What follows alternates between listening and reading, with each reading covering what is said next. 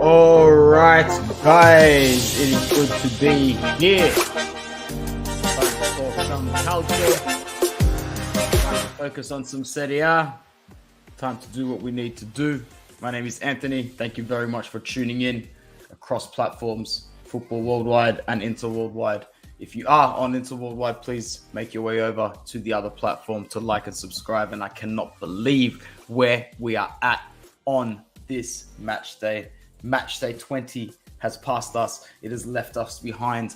And I'm just going to get started pretty much straight away. I'm not going to waste any time whatsoever. Look at it. It's got to be their year. It's got to be their year. It's got to be Napoli's season. First in the rankings by 13 points now after 20 match days. They just always find a way to win. They are extraordinary. They are fantastic. Giovanni Simeone, this morning, our time, last night, everybody else, gave them the win deep into the game. And it was phenomenal against Mourinho's men in a sluggish game as well. It was a really, really hard-fought game. I thought when El Shaarawy made it 1-1, you could have just been looking at some drop points here. You could have been looking at some drop points. But at home, at the Stadio Diego Maradona, guys, we need to remember that you're looking at the first time in what I think is 33 years that Napoli could be champions. In the same year/season, you would say that Argentina wins their first World Cup since 86, where Maradona was key protagonist in that. If you are someone that believes in ghosts or the other side, I dare say Diego is watching and smiling, and his hand of God is playing a role here. That's not what I believe personally, but I dare say some of you might, and that's fine by me. I can get behind it either or. 11 shots each, 6 on target for Napoli, 3 for Roma, 57% possession for Napoli, 43% possession for Roma, 600 passes to 445, 84% pass accuracy to 77. Good game overall. Very good game overall from both sides. I think like Mourinho sets up the way Mourinho wants to set up. We know that he's going to do that. There's no point sitting there and saying that he doesn't know what he's doing, because I think he keeps his shape well. And I think he does well against big opposition. He had Napoli at bay for a point that not many people can go to this stadium and get throughout the season. Maradona, you're an idiot, Matt, bro. I almost read that out loud. That was absolutely fantastic. So with Napoli's win, like they're sitting so pretty. And why not? They've been so in form all season, not just in Serie A, but in Europe. Yeah, they went out in the Coppa Italia to Cremonese, but who is there that's going to care about that right now? Is there still a chance for a team to catch them? Well, the thing is, if it wasn't 13 points and it was like 9 points, and if teams weren't as bad as the other teams chasing Napoli were, then yeah, there would still be time. But we have no reason to believe that the trends of Serie A this season are going to change anytime soon. And that's just my opinion anyway. Those of you who watch this video back might think a little bit differently. For Roma, the top 400 is still very much theirs. It's still very much theirs for the taking. Very much theirs for the taking. You know, this is going to be a season where so many clubs will be fighting tooth and nail right until the final match day. I think to secure those spots. It could be that close. And, by that point in time, I suspect Napoli will have the Scudetto wrapped up, but Roma is going to be one of those teams that will still have things to play for on the last game of the season. I think we can believe that. This was a drubbing. This was filthy. I did not expect to wake up to this. Copping 5 at home to Sassuolo. And this Sassuolo team isn't even good. They've got some decent players. They've got? You've got your Domenico Berardi, obviously, who pretty much turns up against Milan like it's the game of his life every single time. Agustin Alvarez has a good game here and there. Hamid Traore can sometimes be a little bit threatening. Obviously, Fratesi is their best player. But, you can't trade up Raspadori and Scamacca for Andrea Pinamonti and expect it to work out. It's just not going to work out the way that you necessarily want it to work out. This game was an absolute bloodbath. He stars at the San Siro once again. Loves going there, Ian Kerr says. It's absolutely bizarre.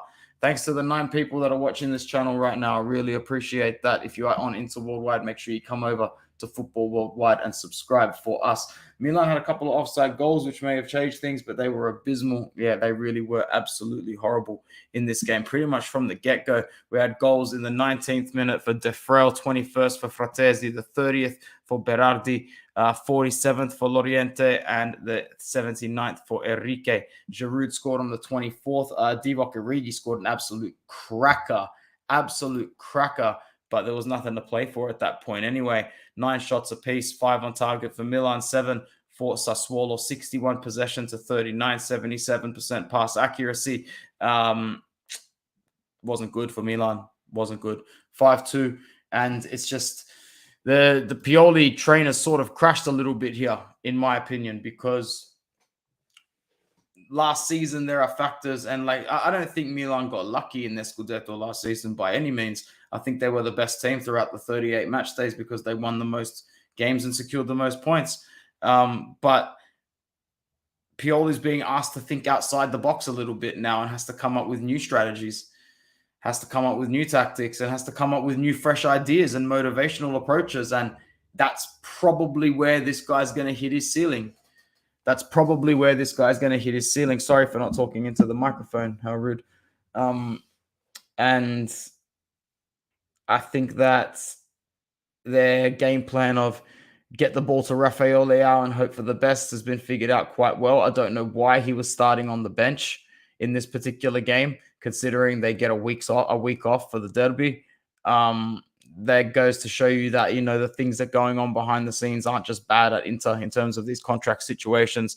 I think that if I'm allowed to say this about Serie A, I think that the state of the league and the state of the Italian sports industry as a whole has got a trickling domino effect down into these athletes and these players to the point where motivation is easy to lose, because the idea of playing in the Premier League is no longer just playing about for the best football league, is it? It's now about just exposure and security and just realizing and wanting the best for your career on so many different levels rather than just pitch performance.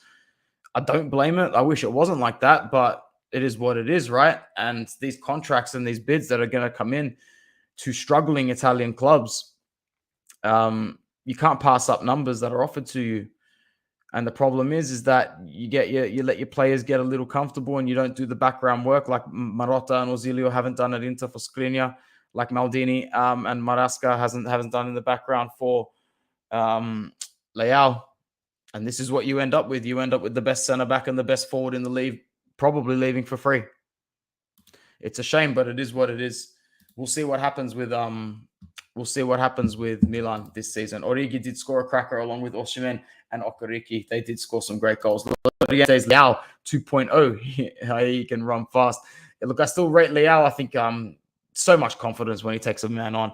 I want my wingers to do that, bro. I want my winger to get the ball going. All right, I might lose the ball 6 or 7 times in this game, but I'm going to score 1 and assist 1. Used to work for Ivan Perisic in his prime. Laviola got a point in the Eternal City in Rome, and this was a good result for them, I feel. I think Sardi would have wanted 3 points, although it's not easy to play Fiorentina ever, even if they aren't in the best run of form. But they dominated the match, Fiorentina, in my opinion. I watched a good maybe 21, 22-minute extended highlights back. And I thought it was a really, really good game. It's the only game that I was able to watch the extended version of the highlights of. Actually, Fiorentina dominated possession in that one. I don't have the stats of this one in front of me like I did the other games, but I'm going to ballpark it at around about 55 to 45, possibly 60, because they had the ball for a large majority of the time. I remember that.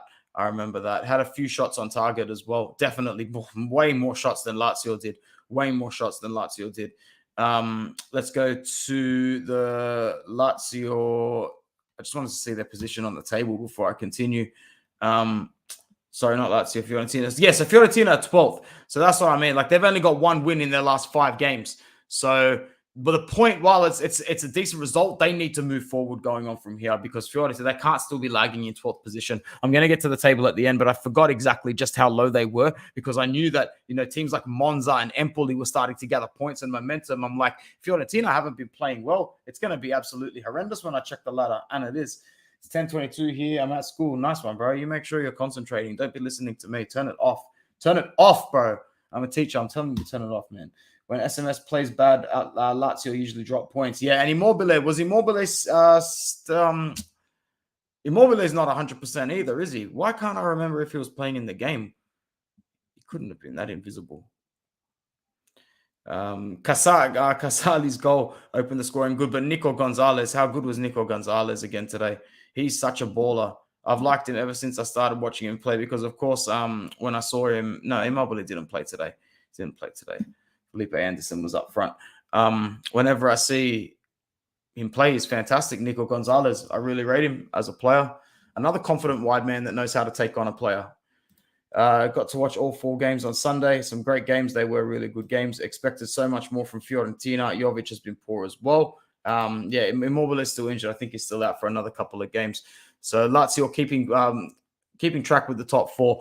I'm not going to spend too long talking about Inter. If you want to hear me talk about Inter, you can always catch me on Inter Worldwide doing nothing but that. Lautaro Martinez was needed to bail us out against Cremonese, though. It wasn't a decent performance by anybody bar maybe Martinez, and we were always going to struggle because the stuff going on behind the scenes with Milan Skriniar is a big enough distraction for anyone and anything. It's a real shame. A real shame. The game itself was not too bad. We had 30 shots altogether, which is a lot.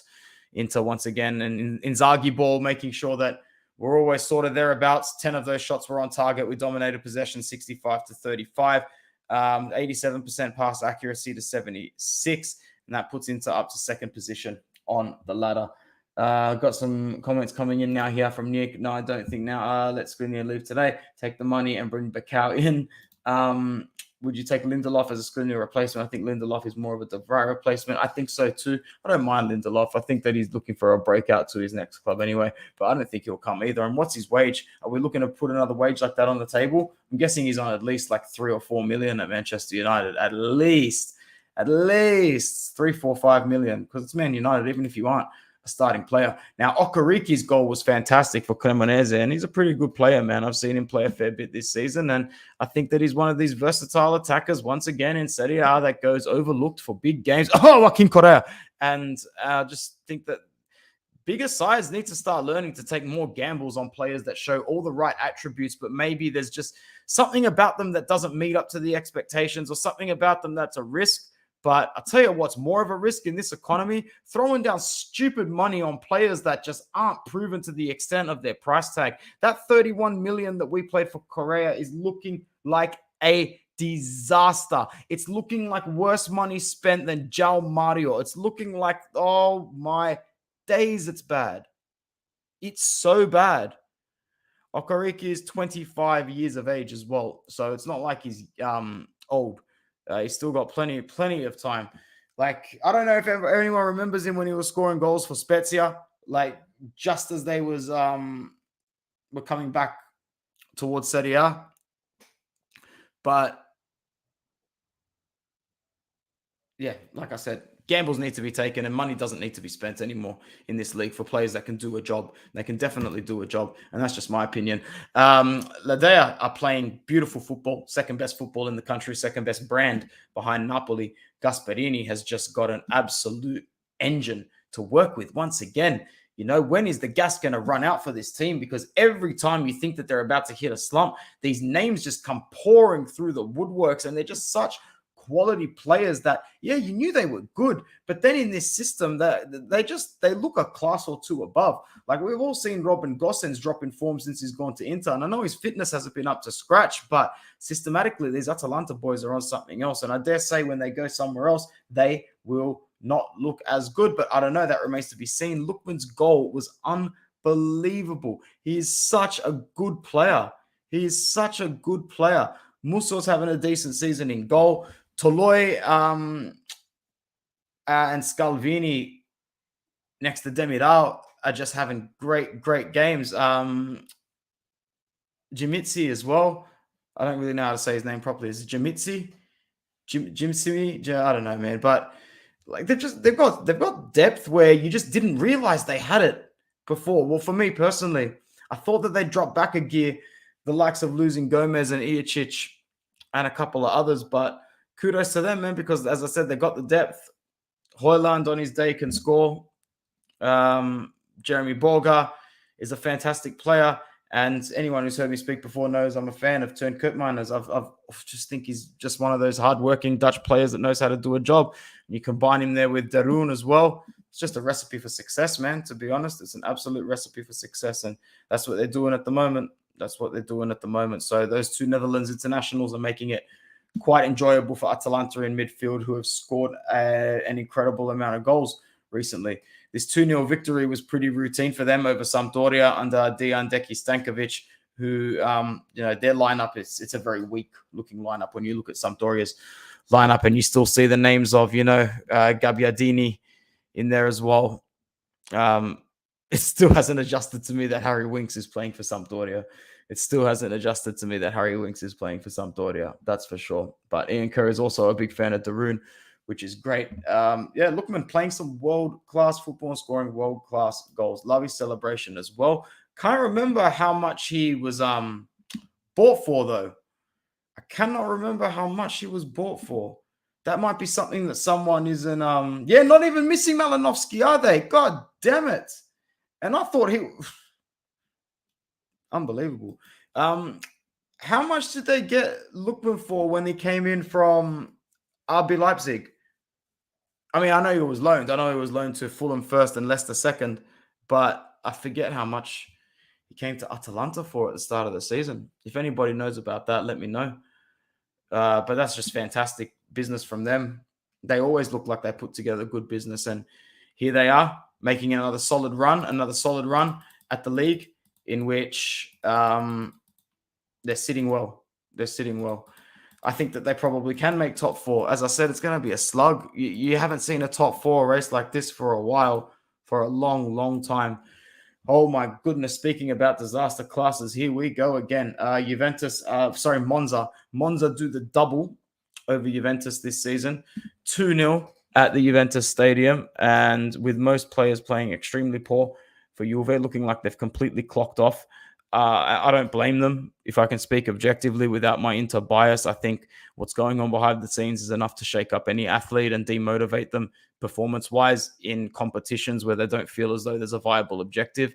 So if there are players on this team who no doubt would have had eyes on qualifying for the Champions League, knowing that that objective is now unlikely, it's still possible, but to shift your motivation from coming second to now coming whatever they are, their position is irrelevant because it's a points deduction that's still sort of pending in court.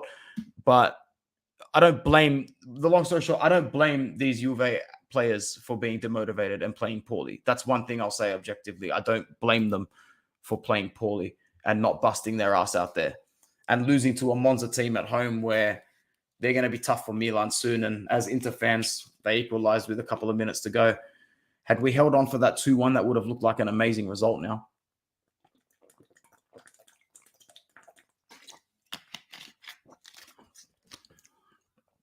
Thank you very much for your patience. Atalanta in 4th position, by the way, now in the top 4 after 20 games, just behind Inter and Lazio. Monza are in 11th, and we're going to look at the ladder a little at the end, but they're just playing they're playing like they want to stay here, and they are going to stay here because they're just playing a brand of football that is always going to get you more points than not in a league like this. They're touching, they're passing, their confidence when they take the ball into the final third as well. Pretty progressive side.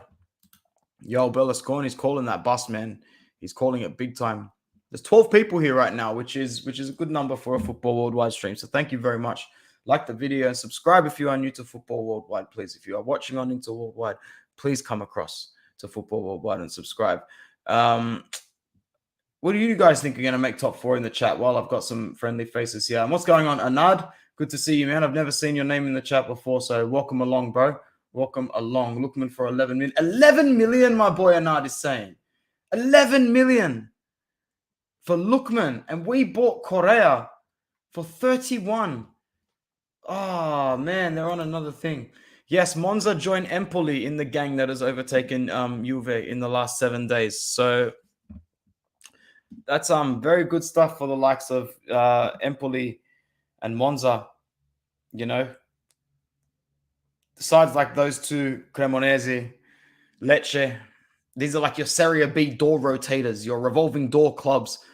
But a lot of them play football that's not unattractive. Most of them play a different style than you're used to relegation teams playing. They don't park it as often as other clubs have done that have come up from Serie B. But that's just in my experience of watching it. Monza this season, though, Pablo Mari's been having a good season in defense. He's always an animal.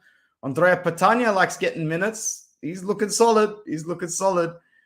So good for them. And, of course, we can't forget their captain, Mattia Pessina, who I'm sure is a huge voice. And as Ian Kerr pointed out, Berlusconi is a leader in his own bracket that needs absolutely no introduction, does he? All right, moving on. Now, I'm going to close out this particular stream, and we'll be going for 23 minutes because the other results, didn't really bear too much change on the ladder, and which we will close off with that. But I just wanted to highlight this really, really good game between Empoli and Torino. It was a fantastic match. I was able to watch pretty much the majority of it, and Empoli will feel absolutely gutted dropping those points. Absolutely gutted. I'm telling you, they were up 2-0, playing brilliant. Luperto scored, and I think it was do I need to look it up? I think it was Marin. Yeah, he scored as well. But it was Torino. Torino scored 2 goals in 3.5. I'm going to say 3 minutes, 2.5 minutes, 3 minutes. Sanabria got one again, and I rate him. I rate Sanabria. He is another forward that's got an eye for goal in this league, and you could probably get this guy for something like 18, 20 mil. Sanabria would be a great pickup for Inter. We need a sniper like that for when Dzeko eventually moves on. Because if we go into next season thinking that Dzeko's going to do what he's done this season, we are horribly mistaken as Inter fans. We have had this luxury of Edin Dzeko performing like a 28-year-old this season. We need someone else. And Sanabria has some similar qualities to Dzeko in the sense that he's not afraid to drop that little bit deeper to pick the ball up. He likes holding it tight. He's decent in tight spaces, can shoot from outside the box. He's quick to react. I've seen enough of Sanabria now to know. I've watched enough of him now to know to make that call. I've been looking at him here and there and just thinking, maybe I don't know enough of him because I don't like to make calls on these players for the mid-table clubs because you see them so often, the players that play for Sassuolo or Torino or Udinese, they make a big name move and then they just don't live up to the hype. It's very rare to see them live up to the hype. But I've just been incredibly impressed with the way that he's gone since moving over to Serie A, since his time in the... he played in the Paraguayan league, obviously, to start off with because he's a Paraguayan player. Well, he grew up in Paraguay, but he's been at Torino for about, I'm going to say this is his third season, unless he came like halfway through a season. But I'm going to say third season after playing in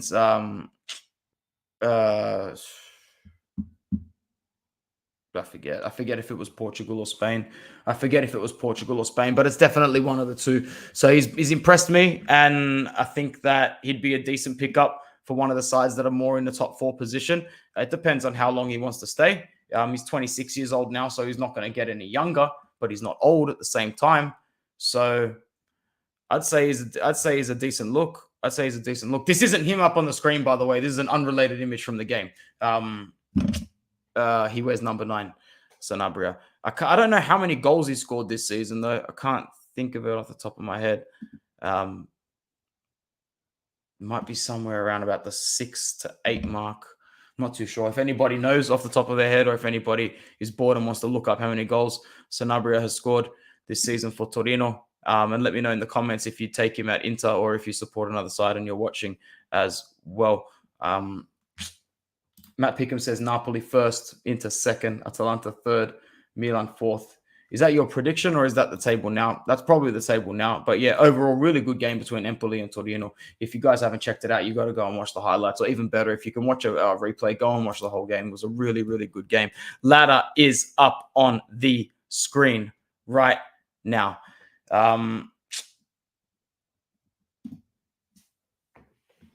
It's tight. Besides Napoli, it's tight. And it's going to remain tight. This is going to be an absolute dogfight of a top 4. Like, even the Europa League spot, like, you'd be happy to get it. There should be that gulf between the 7th place conference, because it is 7th place that goes to conference, isn't it? 8th place gets nothing in Serie A. So it's going to have to be pretty much, or is it 6th place conference, 5th place Europa League? Does Europa League get 2 spots in Serie A? I forget about that. I always forget about that. Look, regardless, in terms of the top 4 fight, you've got your 5 clubs going for it. Your Inter, Lazio, Atalanta, Milan, and Roma. And if it is a little bit unlikely, but let's just say Juventus do go to court and they get their points back, they'll be right back into the mix of it as well. So let's not count them out completely. As an Inter fan, I don't want to sound biased once again, but are Inter the favorites to get second? Do you look at that ladder and look at the teams and think Inter should be the ones that wrap up second comfortably? Do we think Milan's got something left in the gas to come back and turn it around? There's still 18 games left, still half a season to go. Anything can happen, and we're not even separated by a game. There's so much football still to play. I like Lazio on their day, and I like Atalanta on their day. Each of those teams in the top 6 have got something about them that makes them superior. I think that Roma is the weakest of the bunch. I do think they're the weakest of the bunch. And with Immobile coming back for Lazio, who knows? They might go.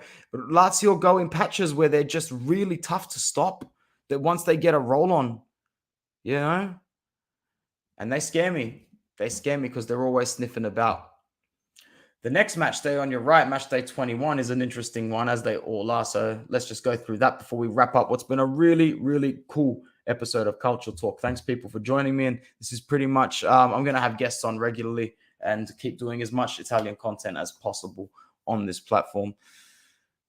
Cremonese host Lecce in what will be a good opportunity for Cremonese to maybe roll themselves up and say, you know, we've been playing decent football lately. We just haven't been getting any results. We still haven't got a win. This is a great chance for us to get our first win on the board. And if they can go from 9 points to 12 points, that could be the point where they pull, you know, they do a Salernitana, basically. They pull a Salernitana from last season and they resurrect themselves out of the ashes. No one will be more surprised than me. I don't think they're going to do it. I think Lecce have been decent enough this season to just say that they should be able to go there and get a point.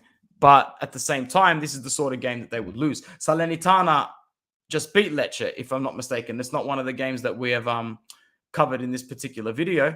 But Lecce just hosted Salernitana and lost. And that's a game that Lecce probably would have A, expected to win, or B, at least gotten a point. To walk away from a match with Salernitana for nothing is very disappointing for Lecce. So best believe that they are going to want a result there. So they'll make it tough for Cremonese as well. 3 points for Lecce here would really put them on the road to safety.